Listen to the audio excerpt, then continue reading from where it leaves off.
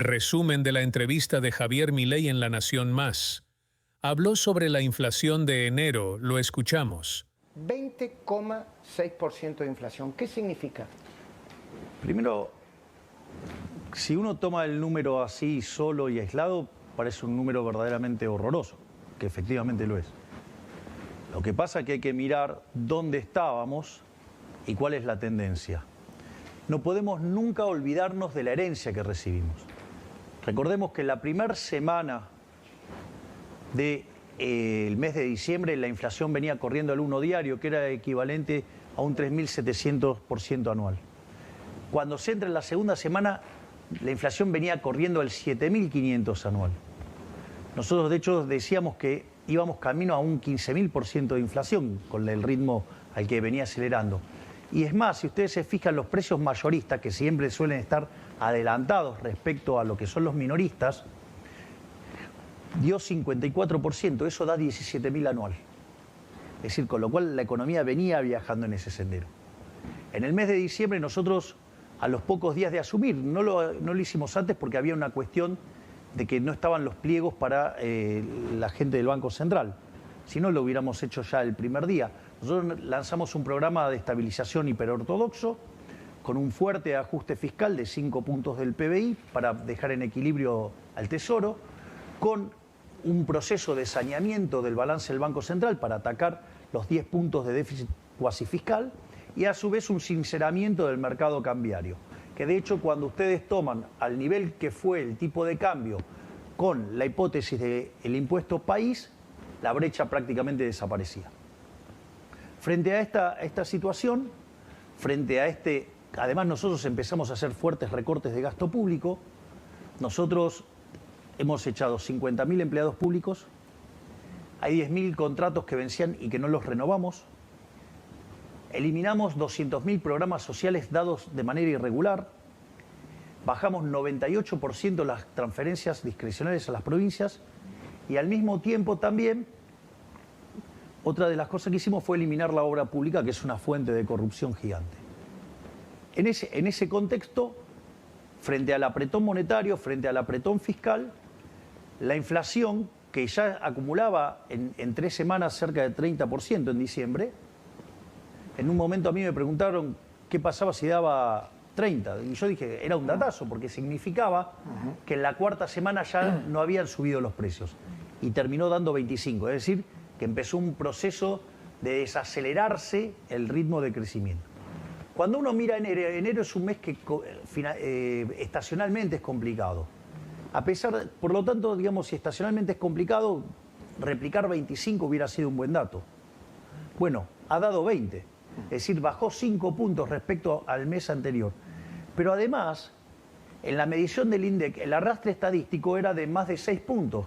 Sí. Quiere decir que hoy la inflación, de haber estado viajando a un ritmo del 50 mensual, está yendo a niveles del 15 y siguen bajando. Ahora, ¿cuánto tiene que ver la licuación y la recesión? Porque también es cierto que en ese apretón monetario y en ese conjunto de medidas ha habido una licuación de los ingresos en pesos, tanto los haberes jubilatorios, los sueldos. Hay una pregunta y muchos economistas críticos plantean que esto es efecto de recesión más licuación. A ver, vamos por partes. Lo primero que hay que entender es el escenario que teníamos. Nosotros teníamos plantado una hiperinflación. Si nosotros hubiéramos entrado en una hiperinflación, la caída en el nivel de actividad hubiera sido muchísimo más grande. Por lo tanto, cuando las dinámicas monetarias adoptan este patrón de comportamiento, la verdad que en términos de la discusión de actividad parece bastante pobre, por decirlo de alguna manera, que el nivel de distorsión que genera el funcionamiento del sistema de precios, esos niveles de inflación, o sea, en este caso una hiperinflación, digamos, iba a destrozar el nivel de actividad económica, la actividad hubiera caído muchísimo más y nos hubiéramos encontrado con un 95% de pobres. Es decir, eso es lo que nos dejaron plantados. Es decir, los problemas del país no se arreglan emitiendo dinero. Es decir, a vos, si vos, suponete lo siguiente, te parece que los salarios son bajos. Entonces ahora los subimos y lo pagamos todo con emisión monetaria, ¿vos vas a ser más rico? No, vas a ser menos rico. Te voy a explicar por qué. Porque en el mejor de los casos, si no se generara ninguna distorsión en el funcionamiento del sistema, vos la producción seguiría siendo la misma, lo único que tenés es un cambio de la escala nominal. Sin embargo, como la vida real es muchísimo más complejo, la forma en la cual ingresa el dinero va generando distorsiones de precios relativos en la transición. ¿Eso qué es lo que hace? Que la producción sea mucho menor. Por lo tanto, terminás estando muchísimo peor. Y como además afecta el proceso de inversión, de largo plazo también estás peor. Por lo tanto, no hay solución de decir, a ver, es como que vos me digas, mira... No hay solución inocua. Exacto. Es como que suponete lo siguiente. No sé, hoy vamos a cenar nosotros dos y tenemos preparado tallarines para los dos, ¿no? Y sucede que se nos suma Esteban y se nos suma Luis. Entonces agarro, los pongo los tallarines en la fotocopiadora e imprimo 2 hojas de tallarines. Digo, no creo que vayan a estar muy contentos. Seguimos teniendo 2 platos de tallarines, ¿me comprendés? Entonces, ¿o acaso los que somos más grandes, digamos, que hemos visto billetes más grandes, que éramos millonarios por tener esos billetes más grandes? No, era un problema de escala nominal. Y me parece que, en ese sentido, el daño que le ha causado la inflación a la Argentina es tremendo. Pero además, si uno quisiera ponerse en el campeón del progresismo, el campeón del progresismo tendría que estar abrazado todos los días a Milton Friedman. Porque no hay impuesto más regresivo en la economía que el impuesto inflacionario. Entonces, si vos verdaderamente estás consternado y afligido por los más vulnerables, tu política tiene que ser exterminar la inflación. Ahora, Javier, con esta política, con esta desaceleración de precios, estás teniendo una desaceleración en la tasa de inflación. Bien, con esta proyección, la inflación a un dígito, ¿cuándo estaría? ¿Cuándo se puede prever? Digo, la economía no es una ciencia exacta. Es decir, que usemos matemática no le da crédito para considerarse una ciencia exacta. Eso ya lo demuestra la historia argentina y los economistas que han fallado. Claro. Ahora, lo que sí vos sabés es que si dejás de emitir, tarde o temprano la inflación la vas a exterminar. Ahora, ¿por qué? Porque, por más que no le guste a la señora Cristina Fernández de Kirchner, la inflación es siempre y en todo lugar un fenómeno monetario que se genera por la existencia de un exceso de oferta de dinero, ya sea o porque subió la oferta o porque cayó la demanda de dinero o las dos cosas a la vez. Además le contestó la carta a Cristina Kirchner y esto fue lo que dijo.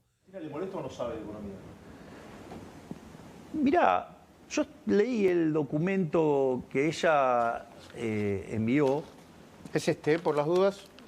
No sé qué cámara. Es decir, Sí. Amarillo es el tuyo, ¿no? Sí, todo, con las subrayadas, todo, sí, los comentarios sí es el mío. Y los comentarios estos son tuyos. Sí, después agarré y modelé lo que ella dice. Ajá. Entonces... El hombre de paja, Cristina Kirchner. Sí, bueno, digamos, eso como Modelo de titulé Cristina, debe algunas ser. cosas, exacto. Pero desde mi punto de vista ese modelo es incorrecto. Claro, y esa es la base de la decadencia argentina. Es decir, para Cristina y para el kirchnerismo lo que genera la inflación es la falta de dólares. Y eso es verdaderamente de una precariedad conceptual grosera que la podría haber entendido en la década del 60, hoy ya no.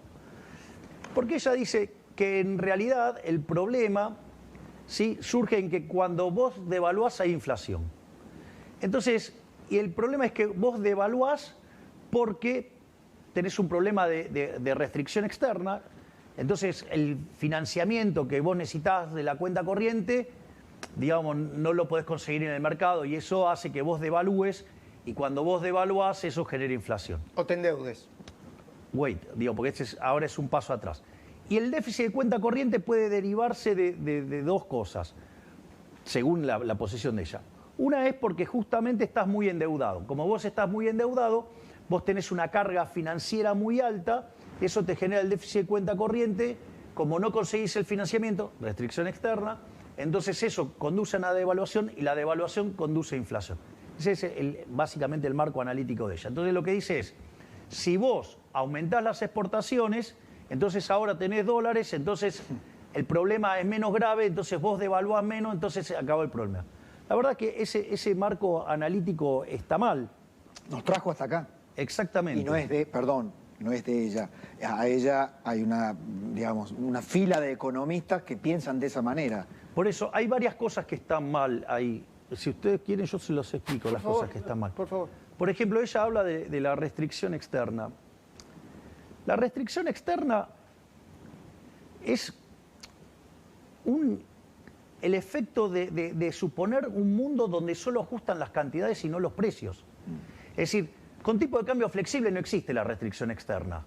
Porque ¿cómo vendría a ser el problema de la restricción externa? Vos estimulás la demanda, ese estímulo de la demanda genera mayor demanda de importación, se te deterioran las cuentas externas, cuando se genera un determinado déficit de cuenta corriente, tenés un problema de faltante de dólares, entonces la restricción externa hace que vos no puedas seguir expandiendo.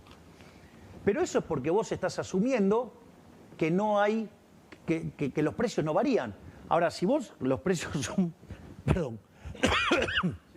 Perdón. Si los precios son libres, lo que vos tenés es que el tipo de cambio se va a ir acomodando a la oferta y la situación. demanda.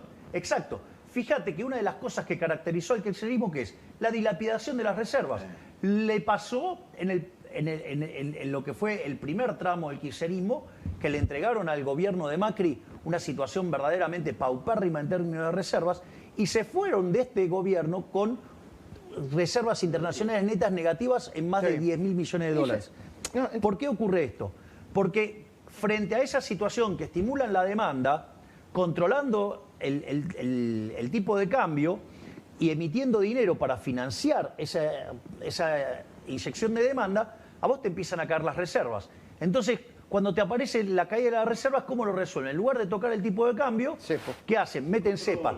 Bien, esto es muy interesante. Bueno, esta es la respuesta correcta. Entonces, cada vez que tienen problemas, que cada vez les falta más reserva, en lugar de modificar el tipo de cambio, ¿qué hacen?